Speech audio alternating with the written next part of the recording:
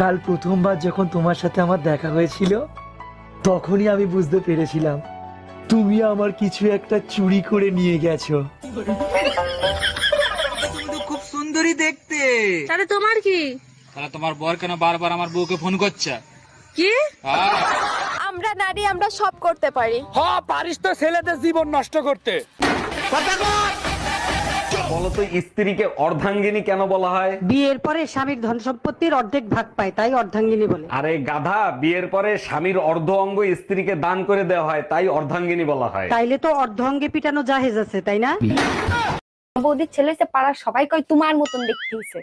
ভাইপো কাকার মতন দেখতে হয়েছে, তো এটা দোষের কি আছে বুঝলাম না তো। দোষ তোমার না, দোষ আমার। তোমার যে রোজ রাত্রিতে ঝুমা বৌদির বাড়ি খেলা দেখতে পাঠাতাম, তুমি যে খেলা না দেখে খেলা করে আসবা সেটা তো আমি এখন বুঝতে পারি। আচ্ছা বেবি, তুমি কি বিয়ের পর আমাকে এরকম ভালোবাসবা?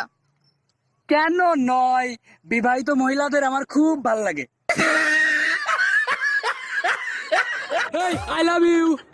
তুমি আমাকে এমন ভাবে প্রপোজ করো যে প্রপোজ পৃথিবীতে কেউ কাউকে আজ পর্যন্ত করিনি। হারামজাদি, কুত্তি, শয়তান, I love you so much. তোকে বিয়ে করার পর আমার জীবনটা যেন তেনা তেনা হয়ে যায়।